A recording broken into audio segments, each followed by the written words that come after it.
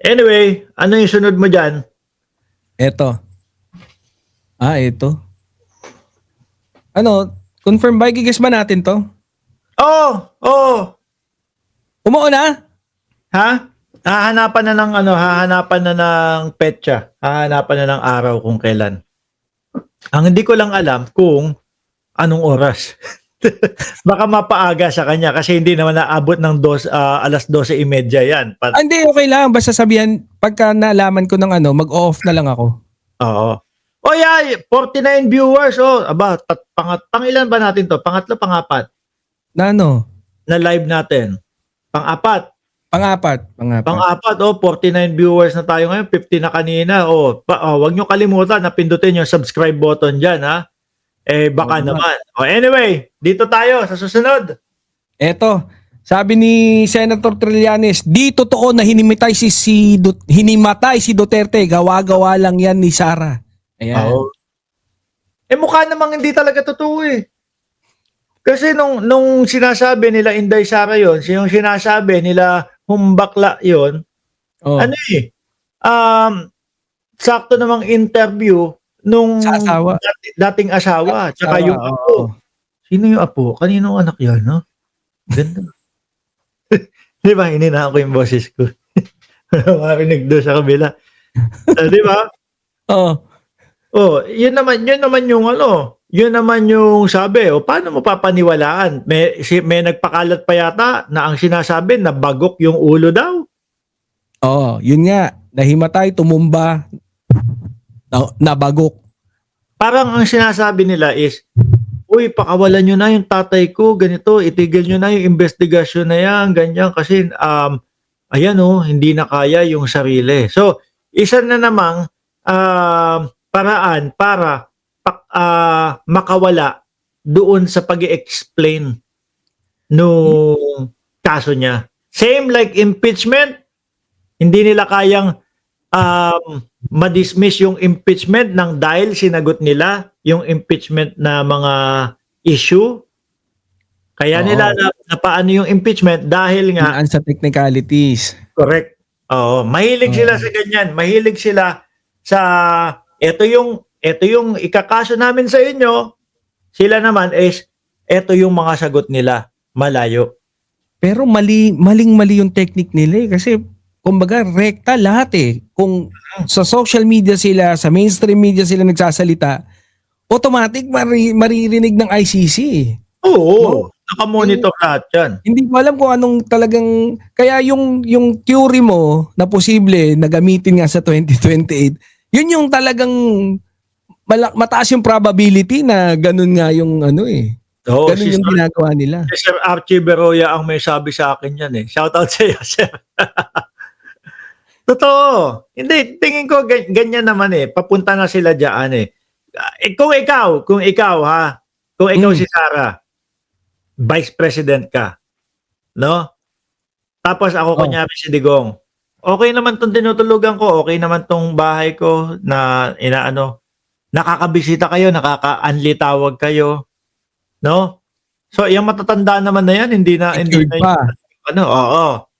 Diba? May security, may mga doktor sa malapit. Bilang ako si Duterte, gusto ko, pangarap ko na maging presidente din yung anak ko. Sige na, okay lang ako dito. Maayos naman, May mga doktor, may mga okay naman yung facility dito. Parang nasa home for the aged lang yan eh.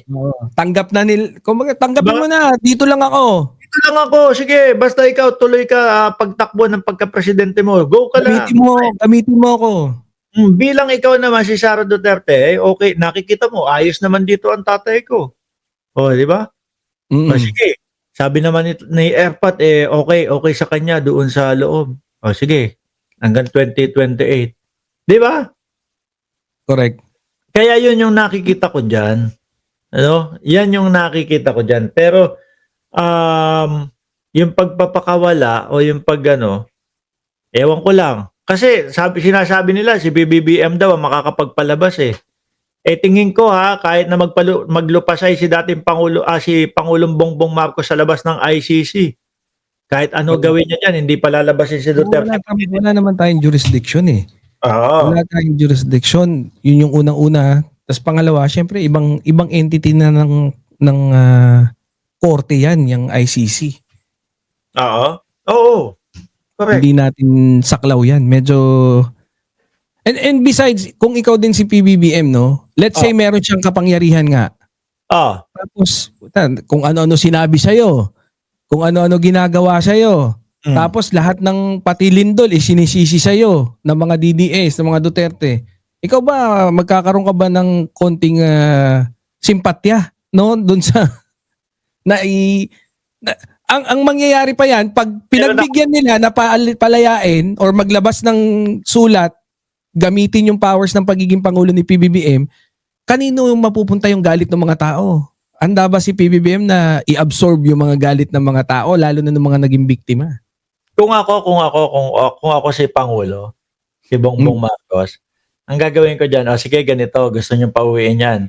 Kung may kapangyarihan ako na makiusap sa ICC na sa amin na lang, no, o iuwi na. Sige, okay, sige, iuwi ko. Pero sa isang kondisyon. Bawal dito yung iuwi natin yan sa Pilipinas, pero ang rehas niyan is doon sa mga pangkaraniwang Sa Muntinlupa. O magsama sila ni ano? Di ba? Ni Kibuloy. Kumbaga sama sa mga regular na tao. Walang mga special treatment, walang mga kumbaga pipirma kayo, iuwi natin sa Pilipinas. No? Pero pipirma kayo, walang special treatment, walang house arrest, walang hospital arrest na gagawin. Pasok natin sa regular hanggat inaano. At kahit na siguro sabihin nila, 1 taon lang doon, hindi papayag yung mga yan eh. Syempre. Biruin mo, tatakalan ka ng pagkain mo, di ba? Miski wag na yun sa pagkain. Miski wag na yun sa pagkain. Special na lang yung pagkain niya, pero kasama siya doon sa loob ng mga presyo. Di ba? May kutsyon ba yung mga presyo? Meron Wala. Wala. Wala. Talagang yung iba, dahil nga sa sobrang dami nila, magkakapatong yung mga paa nila. Oo. Yung gano'n, may mga overcrowded, no? Tapos yung iba naglalagay ng duyan, 'di ba? Para improvise na duyan, oo. Makatulog para kumasya sila. Ganoon. Papayag ba Tapos, sila? dapat may tagapaypay ka, walang aircon dun eh. Sige, bigyan na ng tagapaypay, pero yung pagkakasanay niya doon sa aircon 24 oras naka-on yung aircon, walang ganun doon. 'Di ba? Kasi kami dito, eto 24 oras yung aircon dito kasi pag pinatay mo yan, in-off mo yan, mas magastos mas malaki yung babayaran Oo. Bakit? Kasi kailangan i-generate ulit ng aircon. Gagamit muna ng malakas na palamigin. Hindi yung kagaya ng eto, nakaset ng 76. Naka-normal na yan. Kapag ka medyo uminit ng konting buga na lang yan para i-reach niya yung 76 ulit. Oo, tama. Ganun. Kaya ba ni Duterte ng regular siyang Hindi, di ba? Pay ka lang dun. Oo. Kasi kaya naman nila pinipilit iuwi yan dahil ang ibabanat nila is house arrest o kaya hospital arrest. Yun. Pwede. Pabor na sa kanila yun, di ba? Sa atin pa naman, sa Pilipinas pa naman, madaling maawa ang mga tao. Ay, oo nga, sige, doon na lang. Pagka na house arrest yan, tapos, syempre house arrest, kaya naman siya i-interim release para habang dinidinig yung kaso Oo. Pagka dininig na yung kaso, tapos napatunayan yung sala niya, ibabalik sa kulungan, kailangan niyang ibalik sa kulungan. Kailangan na niya makulong. Pag makukulong, sa tingin mo, ibibigay pa nila yan. Kunyari, 80 ngayon siya, o 81 siya next year. Sa tingin mo, ibibigay pa nila Sara yan? Hindi na. Hindi na. Malabo. Malabo yun lang naman yung kino-consider ng ICC tingnan mo, umabot na tayo ng 60 sa live viewers natin. Social next. Ano sunod mo dyan?